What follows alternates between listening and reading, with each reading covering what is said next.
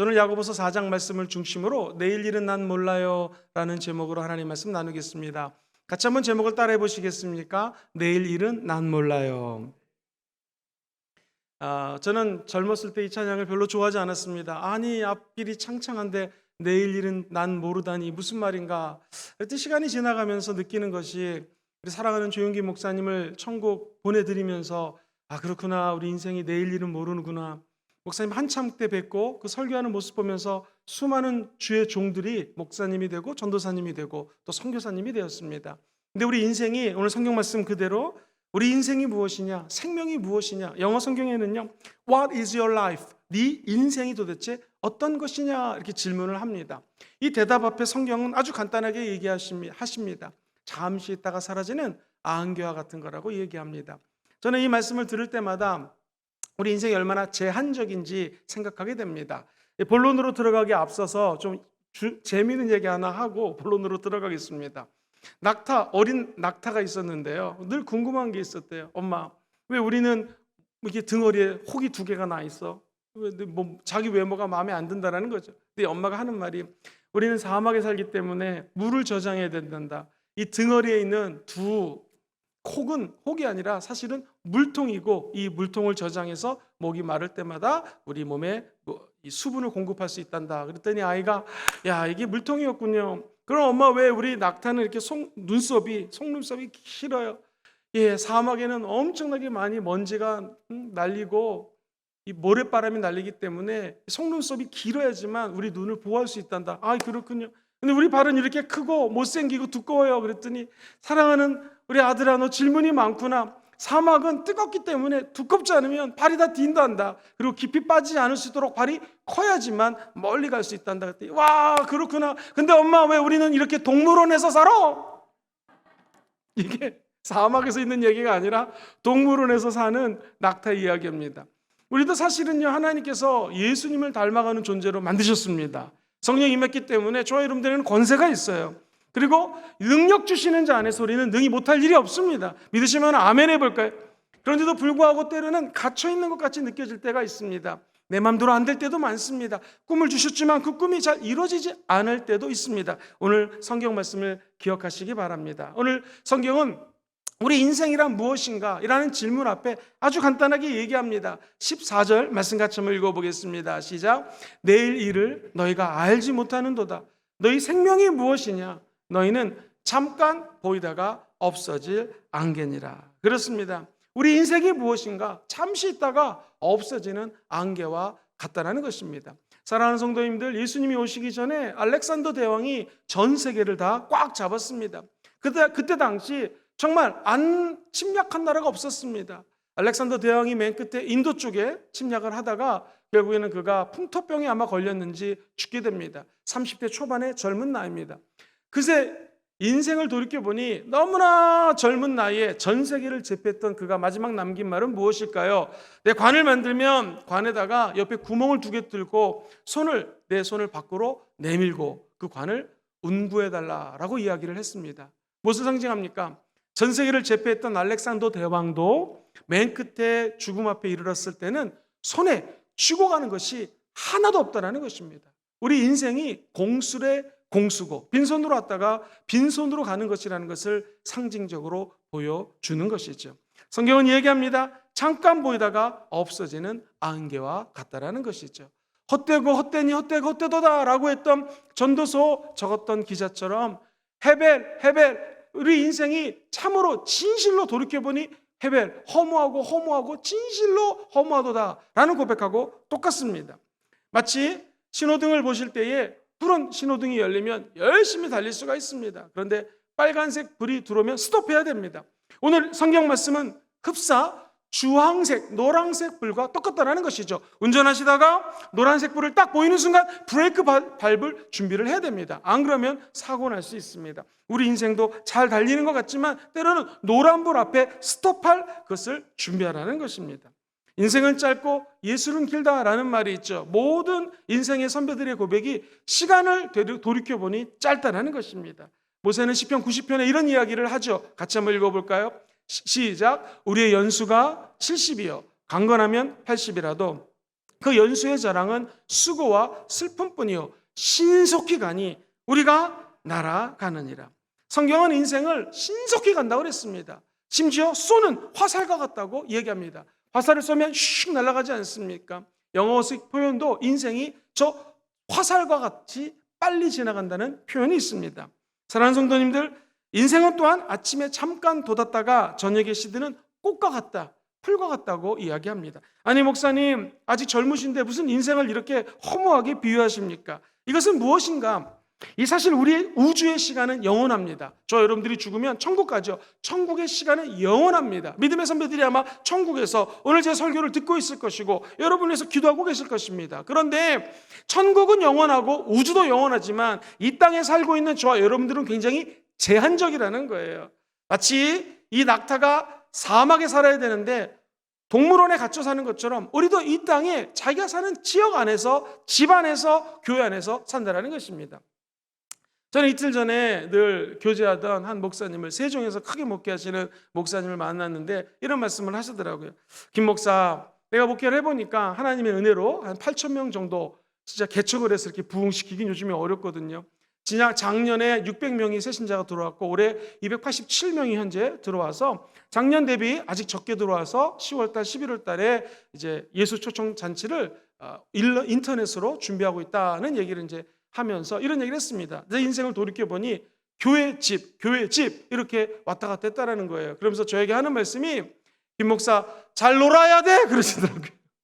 잘 놀아. 자기도 잘 노는데 어떻게 노냐고 물어봤더니 밤 7시가 되면 축구하러 간답니다. 축구. 그래가지고 축구를 하면서 거기 있는 분들에게 내기합시다. 우리가 지면 5만 원씩 제가 쏘겠습니다. 그 대신 여러분들이 지면 우리 교회 나오세요. 한 번만 나오면 됩니다.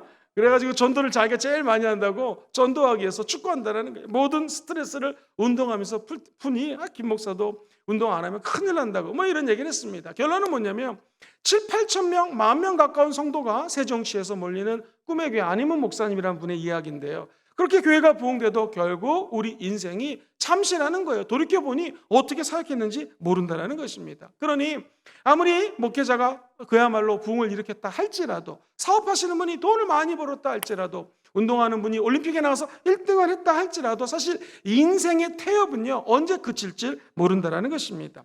만약 어떤 사람이 재산을 잃어버렸다, 그거 굉장히 슬픈 일이죠. 만약 어떤 사람이 건강을 잃어버렸다, 더 슬픈 일입니다. 그런데 이 제한적인 인생 속에서 영원이라는 것을 잃어버렸다, 그건 진짜 슬픈 겁니다. 제일 슬픈 거예요. 저 여러분들은 이 광음과 같이 흐르는 시간 속에서 한 가지 붙들 것이 있습니다. 우리는 제한적인 상황 속에서, 지역 속에서 살아갈지 모르지만 한 가지 확실한 거, 예수 믿었기 때문에 천국 간다는 것입니다. 영원을 사모하는 마음을 우리 주님이 주셨다는 것이죠. 여러분 똑딱똑딱 1초에 몇 명이 죽을까요? 39명이 죽는다고 합니다. 전 세계에서 매 시간마다 3,420명이 죽습니다. 누구나 죽으면 3,420명이 예배 드릴 때 2시간 드리면 6,000명, 7,000명이 죽는다는 거예요. 이 죽은 사람들이 다 창조주 하나님을 만나서 심판대 앞에 이른다는 것이죠. 우리 인생은 무엇인가? 잠시 있다가 사라지는 안개 같다는 것이 사실 맞다는 것입니다. 제한적인 공간에서 살고 있는 유일한 존재, 이게 우리 인생들입니다.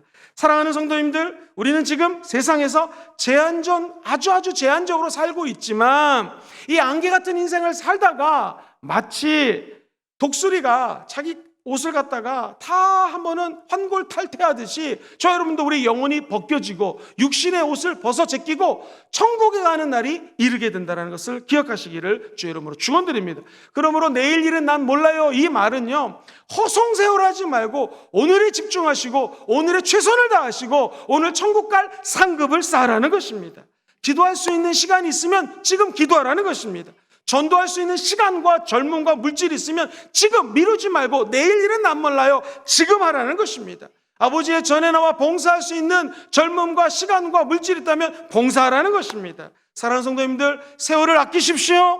왜냐하면 때가 악하기 때문에 그렇습니다. 세월을 아끼라는 것은 사실 한국말로 헬라어를 번역하면 하나님이 기회를 주셨으니까 기회를 잡으라는 것이죠. 기독교에서 얘기하는 내일 일은 난 몰라요, 대충 살아요가 아닙니다. 이 말은 내일 일은 안개와 같아서 난 모를지 모르지만 오늘 하나님이 나에게 주신 기회를 잡으라는 것입니다. 굉장히 긍정적이죠. 적극적입니다. 오늘 하나님은 저 여러분들에게 많은 이야기를 해주시기 위해서 지금 하늘에서 하늘문을 열고 수많은 천군과 천사를 이곳에 보내주셨습니다. 우리 안에 성령님이 기도할 때 응답해 주실 것입니다. 기대감을 가지고 내일 일은 난 모르지만 오늘 예배에 집중하라는 것이죠. 야고보서 4장 17절 이렇게 얘기합니다. 네가 선을 행할 줄 알고도 행하지 않으면 죄다. 이 말은 뭡니까? 선을 행할 수 있을 때 행하라는 것이죠. 저 여러분들 인생을 살면서 성령 충만하여 칭찬받는 사람 되기 원하시면 아멘 해볼까요? 어떻게 하면 됩니까? 선을 행할 수 있는 오늘, 나에게 시간과 물질이 있으면 오늘 행하라는 것입니다. 29살의 젊은 나이에 천국 간 선교사님이 있습니다. 데이빗 브레이너라고 하는 선교사이십니다. 이분이 선교 역사상 인디언들의 친구로 살았습니다. 누구보다도 값진 삶을 살았죠. 저 데이빗 브레이너는 29살에 죽었지만 그는 숭고한 인생을 살았습니다. 죽기 전에 약혼녀에게 한 말이 적혀져 있습니다. 하루 종일 내 심령은 하나님께 붙어 있습니다. 나는 당신과 함께하기를 갈망했어요. 약혼자, 당신은 내가 비록 먼저 죽을 줄 모르지만 기억하십시오. 당신을 그냥 못 보는 것이 아니라 우리는 천국에서 다시 만나게 될 것입니다. 내가 당신을 떠난다고 생각하면 견딜 수 없지만 우리는 영원히 저 천국에서 함께 행복하게 살 것입니다. 라는 말을 남기고 죽었습니다. 손영원 목사님의 아들도 이 세상에서 굉장히 짧은 인생 살았습니다. 그러나 영혼에 잇대어 영혼을 준비하면서 값진 인생을 살았다는 것이죠. 아까 우리가 드렸던 찬양처럼 우리 인생도 언제 어떻게 죽을지 모릅니다. 저 높은 곳에 올라가는 것도 중요하지만 저 여러분들이 이 땅에서 예수 닮아가시고 오늘에 충실하시고 오늘 기도하실 때 기도하는 은혜가 있기를 주의 이름으로 축원드립니다. 시편 90편 12절 같이 읽어봅니다. 시작. 지혜의 마음을 얻게 하소서.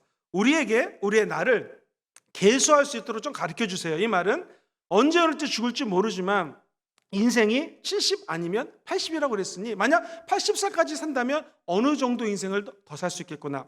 100세 시대입니다. 다 100세 이상 장수하시기를 주의 이름으로 축원드립니다. 아니 120살까지 산다 할지라도 남은 시간이 있다는 것이죠. 그 시간을 한번 생각해 보라는 거예요. 물리적인 시간입니다. 그게 우리에게 주시는 하나님의 지혜라는 것이죠. 왜 그럴까요? 인생은 미래를 알 수 없기 때문에 누구나 다 불확실한 인생을 살아가고 있습니다. 야고보서 4장 14절도 이야기하는 게 무엇이냐? 내일 일을 너희가 알지 못한다. 내일 일을 잠언서 27장에 이렇게 얘기합니다. 너 자랑하지 말아라. 왜냐하면 하루 동안에 무슨 일이 날지 네가 알 수 없다는 것이죠. 여러분, 한 개인도 예측할 수 없습니다. 각 가정도 어떤 일이 날지 예측할 수 없습니다. 우리의 부모님들도 어떻게 될지 아무도 예측할 수 없습니다. 우리 자녀들도 마찬가지입니다. 그러므로 우리가 막 어떤 계획을 잡아놓고 이것을 너무나 자만 가운데 교만하게 생각하면 안 된다는 것이죠. 너희 중에 말하기를 오늘이나 내일이나 우리가 아무 도시에 가서 거기서 1년을 유하며 장사하고 이득을 보리라, 이익을 내리라 이렇게 말을 한다는 것이죠. 그러나 인생의 설계를 하나님 없이 너 스스로 했다면 위험하다는 것입니다. 아니, 악하다라는 거예요. 하나님이 원하는 인생은 무엇입니까? 우리가 예수 믿는 사람이라면 내 계획이 아닌 하나님과 함께 인생의 작전을 짜고 계획을 짜라는 것이죠. 16절에 보니 너희가 허탄한 자랑을 하는구나. 이것은 자랑하는, 이러한 자랑은 다 악한 것이라는 것이죠. 인생의 계획을 세우는 거 중요합니다. 그런데 내 뜻대로 인생의 계획을 짜지 말고 하나님이 나에게 맡겨준 사명이 있어요. 사명은 심부름 사자를 씁니다. 나에게 시키는 심부름이 있다는 거예요. 하나님이 나에게 언제까지 이 땅에 더 살게 할지 모르지만 대략 80세, 100세, 120세까지 산다면 그 죽기 전에 해야 될 사명이 있기 때문에 저 여러분들을 예수 믿게 하셨다는 것이죠. 그렇다면 하나님과 의논하고 하나님에게 맡기라는 것입니다. 하나님과 계획을 짜지 않으면 그게 악한 거고 죄라는 이야기라는 것이죠. 여러분, 마를린 먼로라고 하는 배우 아십니까? 가질 것 다 가졌고요. 하루에 수백 통, 수천 통의 팬레터를 받았습니다. 그런데 그가 1962년도로 기억하는데요. 내 인생은 우리 해운대 가면은 해수욕장 있잖아요. 이제 가을이 되면 해수욕장 문 닫지 않습니까? 내 인생이 해수욕장에 이제 시즌이 끝나서 문 닫은 해수욕장하고 똑같습니다 하면서 자살로 인생을 마쳤습니다. 다 가진 것 같지만 결국 그 안에 허무함이 작용한다는 것이죠. 재밌는 얘기 하나 해드리겠습니다. 한 사나이가 세계 여행을 떠났습니다. 목적이 뭔가? 완벽한 여인을 만나서 결혼해가지고 그 여인과 함께 돌아오겠다는 것입니다. 이게 웬일입니까? 엄청나게 많은 세월을 돈 많은 이 청년이 여행을 했는데 결국 아내를 얻지 못했습니다. 친구들이 물어봅니다. 진짜 완벽한 여자가 없던가?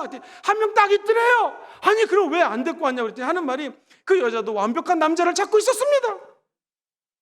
이 세상에 완벽한 사람은 없다라는 것이죠. 누구나 다 제한적이고 불안전하고 불확실하고 미래에 어떤 일이 벌어질지 아무도 모른다는 것입니다. 그러면 어찌 보면 우리 인생이 슬픔과 수고뿐입니다. 시편 90편, 시편에 70, 80이라고 그랬는데 그 연수의 자랑은 수고와 슬픔뿐이라는 것이죠. 그러면 우리 인생은 괴로운 날, 슬픈 날이 어쩔 수 없이 다가온다는 것입니다. 성경 하나만 같이 읽어볼까요? 창세기 47장에 보니 9절에 야곱의 고백입니다. 시작! 내 나그네 길의 세월이 130년이니이다. 험악한 세월을 보냈나이다. 자, 내가 인생을 돌이켜보니 야곱이 험악한 세월을 살았다고 얘기합니다. 도대체 목사님 그러면 어떻게 살아야 됩니까? 라고 하는 두 번째 대지로 넘어가 보겠습니다. 도대체 어떻게 살아야 될까요? 정답은요, 따라해 볼까요? 주님 뜻대로 살아야 합니다. 시작! 주님 뜻대로 살아야. 주님 뜻대로 살면 하나님이 우리 짧은 인생에도 하나님의 이름을 드높이기 때문에 우리를 통하여 하나님의 영광이 드러날 뿐만 아니라 우리도 자손 만대로 기억되게 될 줄 믿습니다. 사랑하는 성도님들, 18살 때에 여왕이 됐다고 생각해 보십시오. 18세, 얼마나 어린 나이입니까?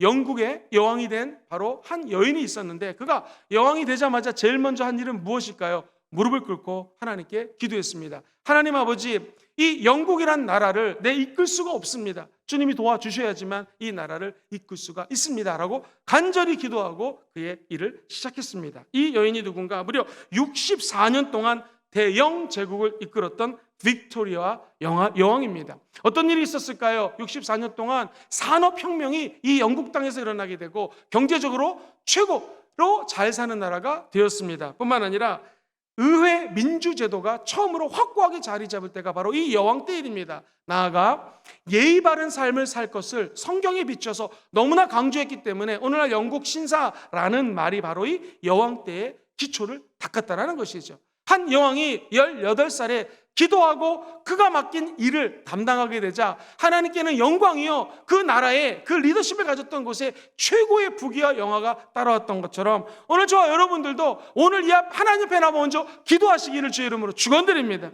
시간이 지났습니다. 인도에서 리더십들이 찾아와서 오늘날 영국이 번영하고 영국이 잘 살게 된 비밀은 무엇입니까? 했더니 이 여인의 이야기를 들어보십시오. 미소를 띠며 탁자에 있던 성경을 딱 올리면서 이렇게 얘기했습니다. 이 책 때문입니다. 이 비결은 오직 성경 말씀 안에 다 있습니다. 아하, 사랑하는 성도님들, 주님 뜻대로 살고 싶으시면 아멘 해볼까요? 첫 번째, 기도하시면 됩니다. 두 번째, 하나님의 뜻이 다 어디에 있습니까? 하나님 말씀 안에 있다는 것이죠. 그러므로 오늘도 우리가 예언서를 읽고 있지 않습니까? 하나님, 이 오직 의인은 믿음으로 말미암아 살 거라는 하박국 선지자, 그리고 여기 나오는 모든 아버지의 메시지들이 내 삶에 적용되게 도와주셔서 아버지의 뜻을 따라가게 도와주시옵소서. 내일 일은 난 몰라요. 이 말은 내일 일은 포기하라는 것이거든요. 이것은 뭐냐면 내일 허망한 꿈, 인생의 허망한 것들 헛다리 잡지 말고 확실한 것 말씀 안에 거라는 것입니다. 기도하면 성령님이 여러분들에게 레마를 들려주실 것입니다. 그 레마의 말씀을 붙들라는 것입니다. 주님 뜻대로 살아서 내 뜻이 아닌 하나님의 뜻이 저와 여러분들 통하여 이 땅에 이루어지게 되기를 주의 이름으로 축원드립니다. 하나님은요, 우리 아버지이기 때문에 저 여러분들에게 제일 좋은 것을 주십니다. 엄마들이 아이들에게 줄 때는요, 세상에요 제일 좋은 거 예비합니다. 그리고 나서 두 번째로 좋은 거 남편에게 줍니다.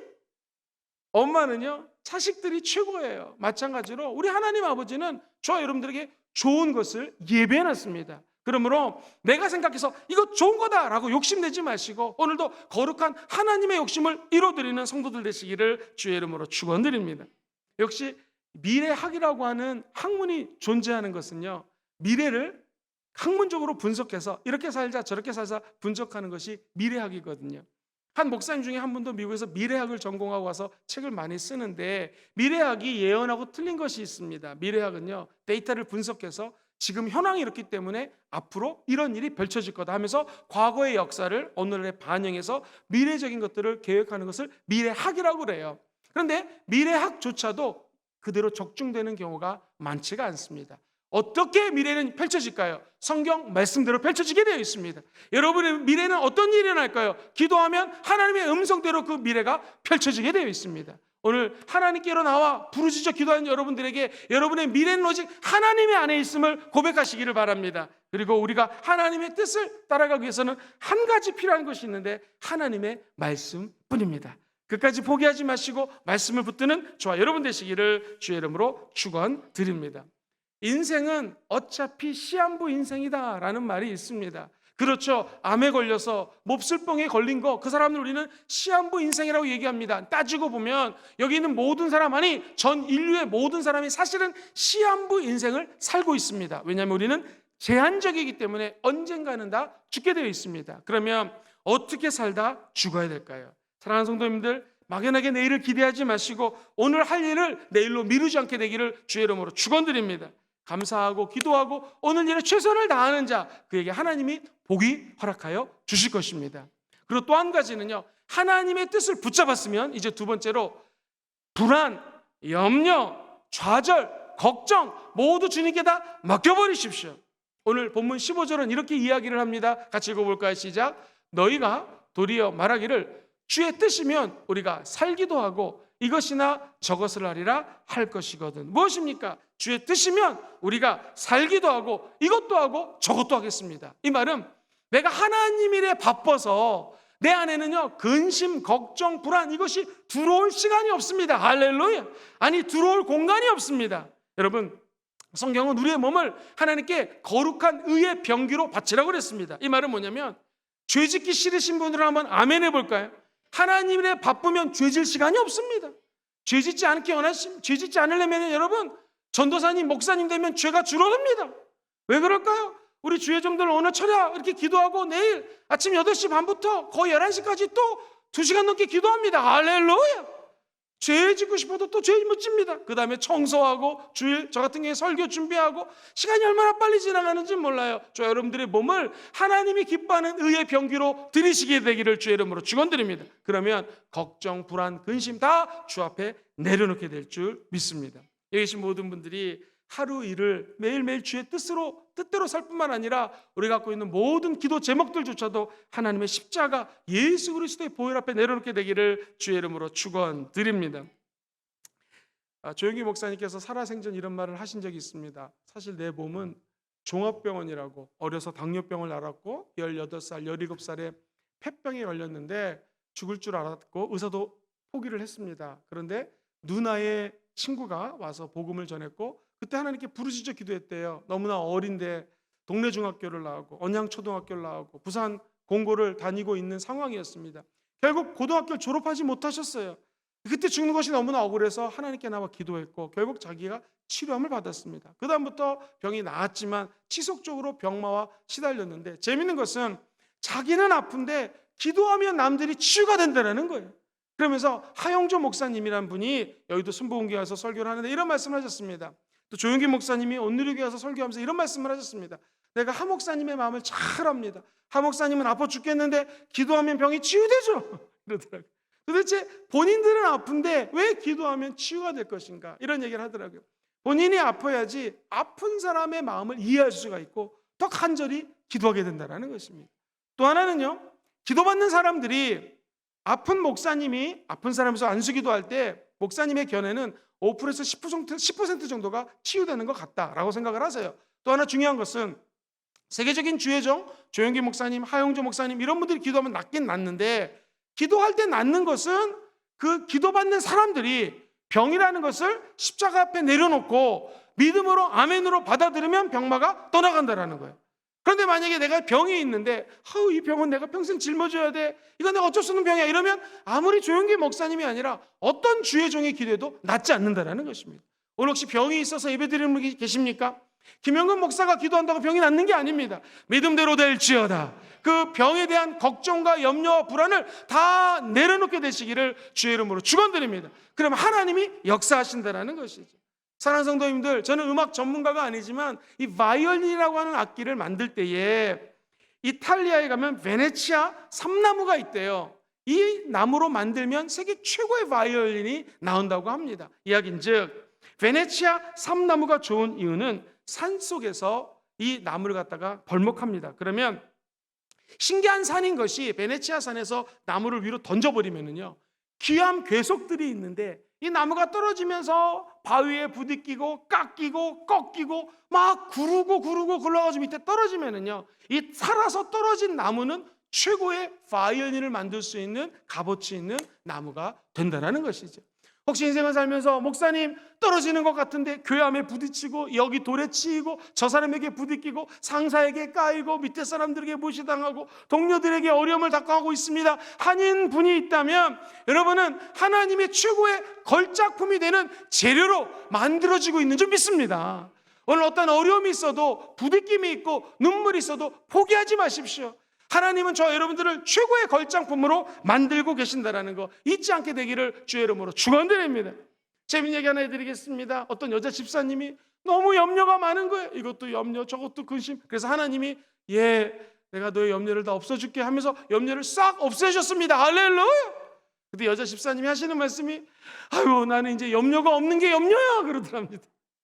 하나님 염려를 없어주셨는데 염려하는 거 습관이라는 것이죠. 사랑하는 성도님, 오늘 어떤 이유로 왔는지 저는 모릅니다. 그러나 하나님은 아시죠. 오늘 금요철에 나와서 예배드리는 여러분들의 염려를, 근심과 걱정과 불안을 다 십자가 예수 앞에 내려놓는 밤 되기를 주의 이름으로 축원드립니다.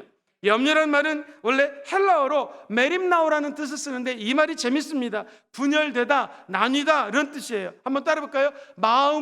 마음이 나눠지는 것이 염려입니다. 시작. 마음이 나눠지는 것이 염려입니다. 내가 하나님하고 밀착되면 염려가 없어요.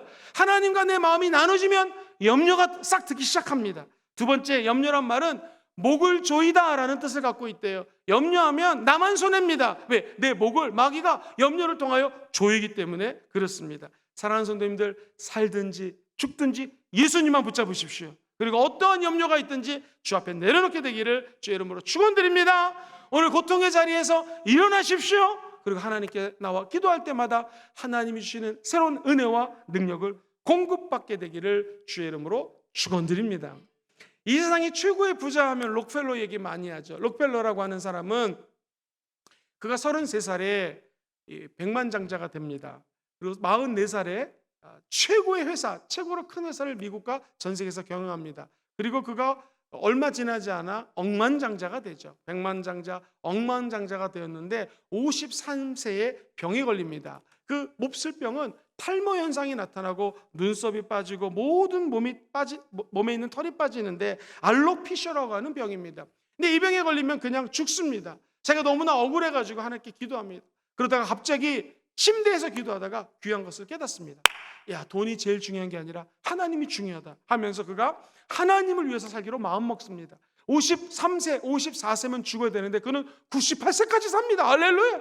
어떻게 살았을까요? 록펠러 재단을 만들어가서 가난하고 힘들고 의료 시설을 혜택을 못 받는 사람들을 돕기 시작합니다. 저는 궁금했습니다. 이 록펠러라고 하는 사람이 다음 타자, 다음 누구에게 리더십을 개양했을까? 모세가 여호수아에게 넘겼는데 어떤 사람이 다음 리더십이 되었을까? 에치볼드라고 하는 사람이 리더십이 되었습니다. 어떻게 되는지 제가 얘기해 드리겠습니다. 이분은요, 에치블러라고 하는 사람이 재밌어요. 원래부터 유명한 경영자가 아닙니다. 호텔에 투숙하면 오늘날은 카드로 계산하지만 그때는 숙박계를 적었거든요. 숙박계를 적으면서 그 옆에다가 꼭 이렇게 썼습니다. 한 통에 4달러 스탠더드 석유회사, 그 석유회사 직원이었거든요. 자기 석유를 갖다가 1리터에 4달러에 팝니다라고 자기 회사 이름하고 전화번호를 적어놓는 거예요. 어느 날 신사 한 분이 숙박계를 쓰러 왔는데 아니 젊은 사람이 그 호텔에 묵으면서 4달러 자기 회사 이름 막 적는 거 보면서 아니 당신은 뭘 이렇게 열심히 적습니까? 혹시라도 적으면 우리 회사에 전화가 와가지고 석유가 팔릴 수도 있고 여기 직원들이 내 이게 적는 걸 보고 우리 석유회사랑 연결시켜 줄 수 있기 때문에 이렇게 적습니다. 한 주 뒤에 초청장이 날라왔습니다. 자네를 좀 보고 싶네. 달려갔더니 그 신사는 바로 누구였는가? 제가 말씀드렸던 록펠러라고 하는 세계적인 부자였습니다. 얘기를 들어보세요. 나는 당신처럼 일에 열중하는 사람과 함께 일해보고 싶습니다 하면서 에치볼드랑 함께 일할 것을 권유했고, 나중에 이 에치볼드라는 사람은 후계자가 됩니다. 사랑하는 성도님들, 내일 일은 남 몰라요? 이것은 내일 일 모르니까 대충 살겠습니다 아닙니다.